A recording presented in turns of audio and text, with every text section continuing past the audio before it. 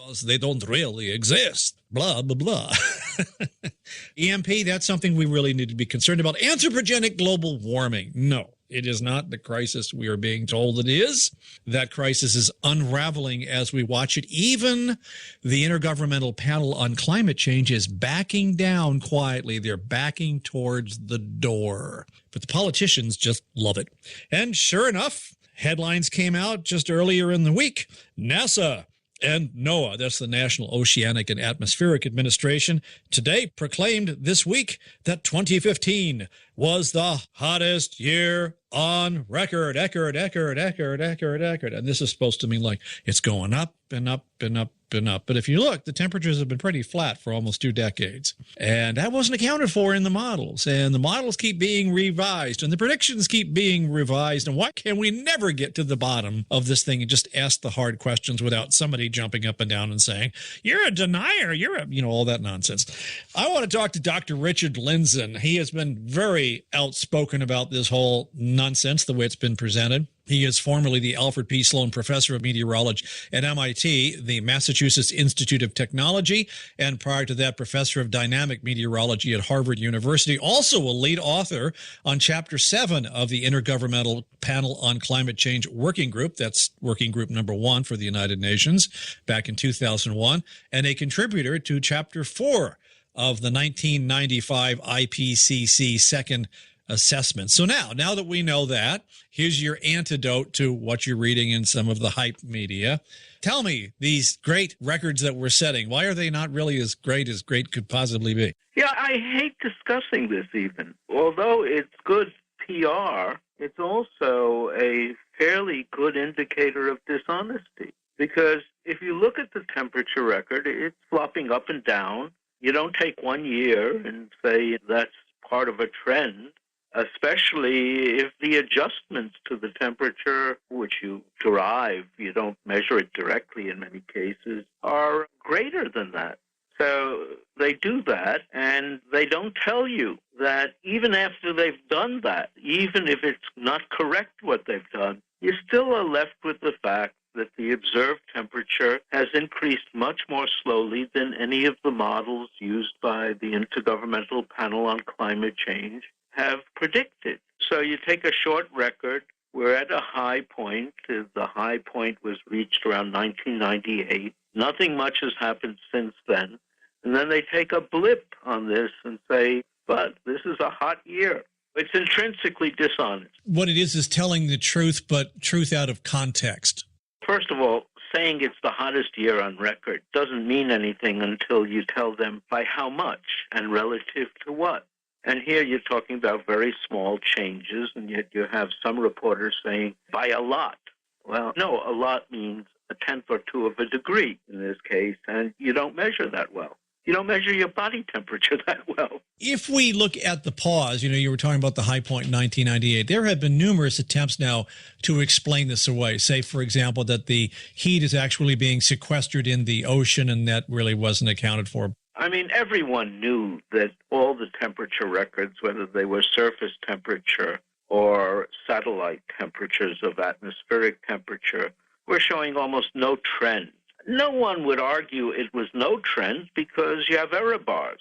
And so you could make a slight trend up or down, but essentially within the observational accuracy, nothing was going on. And so, sure, people were making all sorts of excuses for this because the existence of the pause had at least two implications. One implication was if you really think CO2 is having a significant effect, there has to be something else having just as big an effect.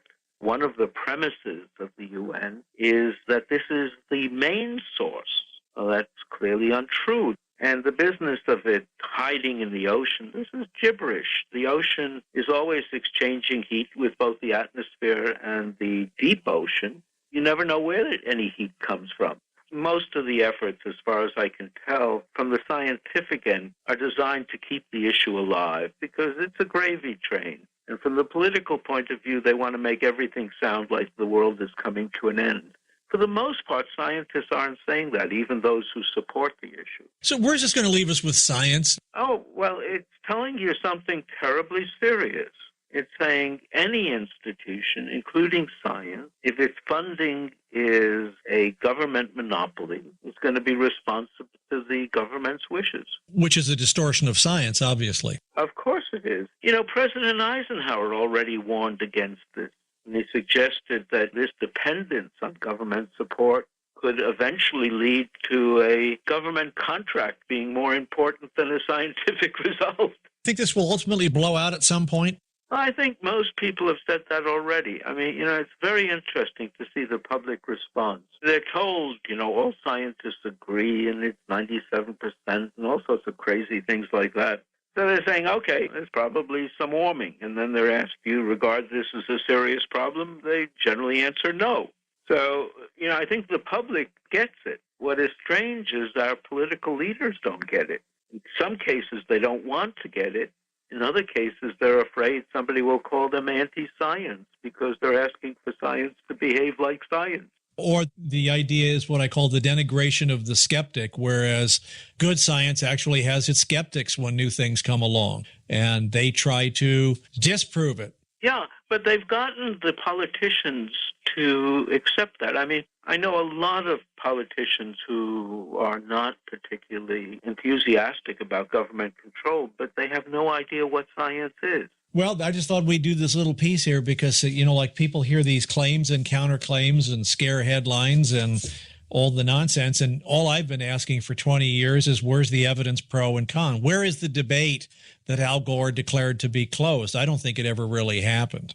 Well, the odd thing about it is it goes on in a subtle way. At the same time that President Obama is saying, this is causing wildfires and floods, the UN is actually saying they no longer have any idea what the sensitivity of the climate is. They're pushing it down. So slowly the official documents are trying to cover themselves. But the politicians realize they can repeat nonsense over and over again, and the scientists will be afraid to object. The scientists may be saying something else, but they don't want to offend the government. Because it could be a real career killer as well. Or if you operate on grants, say, for example, then you have to give lip service to the current orthodoxy. Absolutely. You have all these professional societies that have nothing to do with climate signing on to the fact they regard it as a very dangerous issue. They're not doing that because their field thinks so. They're doing it because they were told to. It is sort of interesting, as you say, they're sort of backing to the door on one side. There's never a tacit admission that, no, we were wrong. And it will quietly go away. Yeah, I think that's the most likely scenario. I mean, one advantage in the U.S. in a way of the political polarization is you tend to have the Republicans at this point skeptical about global warming and the Democrats enthusiastic. That means in the normal course of politics is one switches parties in power at any given time. The issue will go up and down, and eventually, I think, yes, people will forget about it. Not until serious economic and scientific damage is done. Damage is huge already. I mean, they've destroyed the coal industry. They've ruined tens and hundreds of thousands of jobs. They've spent trillions of dollars. In Europe, they've destabilized the electric grid, both on the continent and the UK. It's astounding how much damage people have been willing to do. Well, the one thing that I was always wanting to ask from somebody is say, now, wait a minute. You're saying that this all came about because we put greenhouse gases, notably carbon dioxide, into the atmosphere to cause a greenhouse effect. But how is it that the temperatures began warming in the 1700s, but the rise of CO2 didn't really start in earnest until the Industrial Revolution in the 1800s? Oh, it's worse than that. The United Nations openly states that before the 1960s, the effect of CO2 was insufficient to play a major role. And yet from 1919 to 1940, you had an increase in temperature that was almost identical to what you had between 1978 and 98. So, of course, your question is correct. But when you ask that question, oh, you're a denier. No, I want an answer to my question. No, the official bodies say, well, we think the sun did it then, but it doesn't do it now. But, nobody is arguing that man is responsible for the very large warming that occurred between the beginning of the Industrial Revolution and 1940. You have